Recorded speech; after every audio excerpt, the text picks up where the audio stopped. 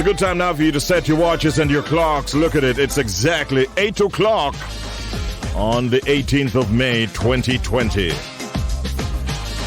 The government recently announced that schools will remain closed until September 7. After classes end on July 3, students can still continue classes with online learning platform SmartTerm, which can be accessed at absolutely no cost until the start of the new school year. We're joined at this time by Theon O'Connor, and Theon is Communications Director of SmartTerm, and he's our guest on the telephone. Good morning, Mr. O'Connor. How are you? Good morning, Richie B. I'm doing well. How are you? Not too bad at all. Glad to have you on the program. And I'm happy to be here. We're quite fascinated by what you're about to share with us. First of all, how does SmartTerm really work? Yeah, well, I mean, that's a very good question. So SmartTerm is a school and learning management platform, right? And our aim is really to reinvent the way in which education is facilitated within the Caribbean. What that really means is that we want to move the Caribbean education from a manual way of doing things, which is primarily how we're doing things now, to more of a digital way of doing things. So we want to digitize the Caribbean.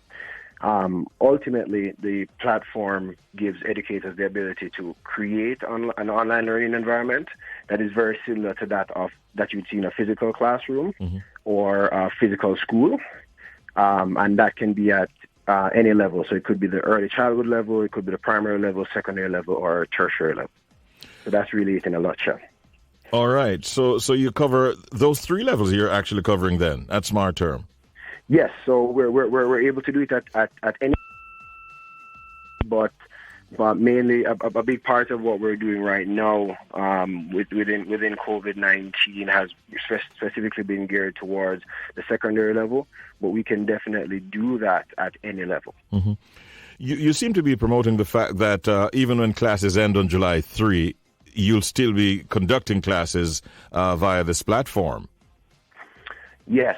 So what we have done is we've started what's called the online school, so fast track online school, and it really started as a way to allow fourth and fifth form students to kind of continue their education, right?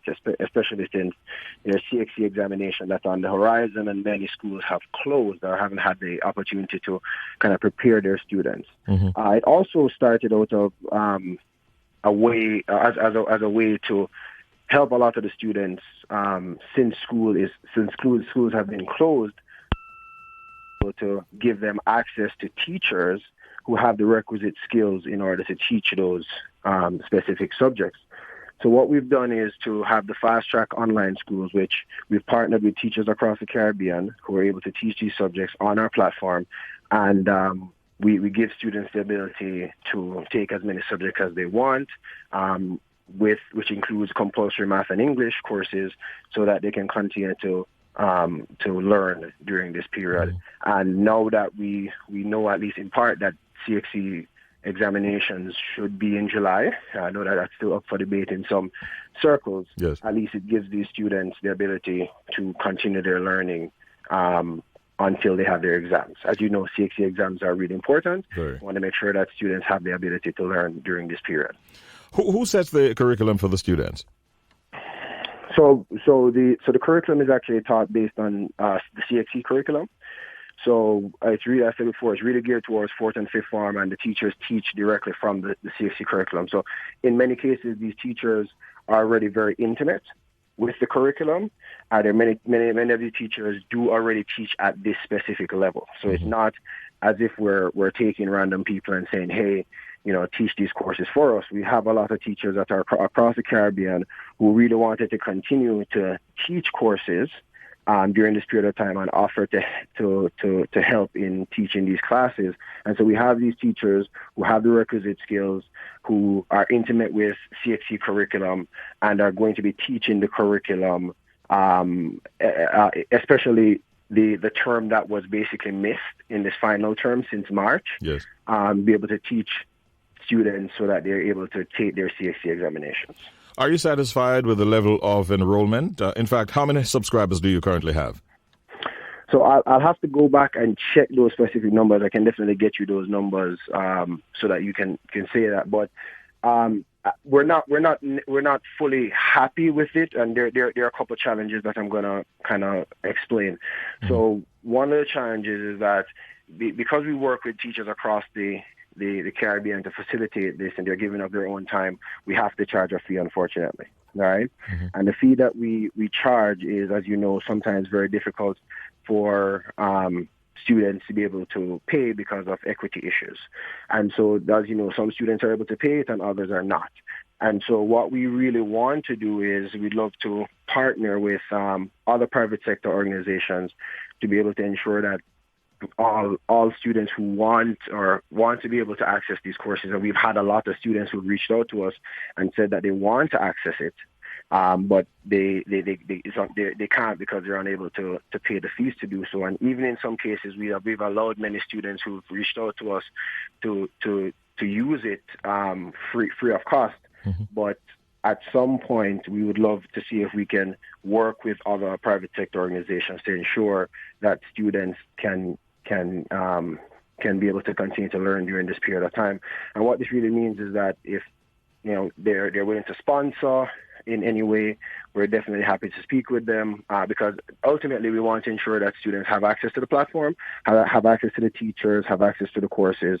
And the only way to be able to do this is to be able to get the help.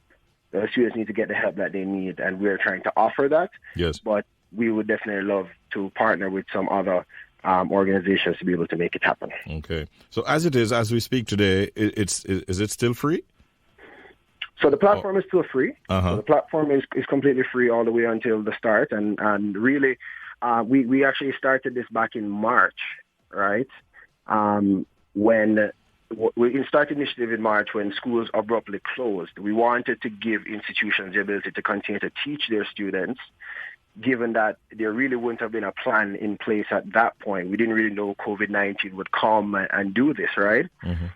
So it was really to give teachers and students the ability to continue to learn during that period of time. So we wanted to offer a temporary solution to teachers who wanted to continue to teach their students. And within the first week, we had over 100 people ask us to sign up for the platform. And to this day, we continue to get requests for sign-ups for the platform. And kind of given everything that was happening around COVID-19, it was paramount for the teachers and the students to have an option to continue education in some way. And we were able to make this happen, and we continue to make this happen today. Let me ask you, Mr. O'Connor, how are students monitored through this program? So a big part of it is that we work really closely with our teachers to ensure that they understand best practices of doing online synchronous teaching. So it's really where you have learning that you move. It's a live learning outside the classroom or online, right? And so we work with teachers to teach them how they should deal with best practices. So how is it that you continue to engage students while they're on the platform? That is, in some instances, it looks very similar to how you would look at classrooms, but in many other instances, it's very different, right?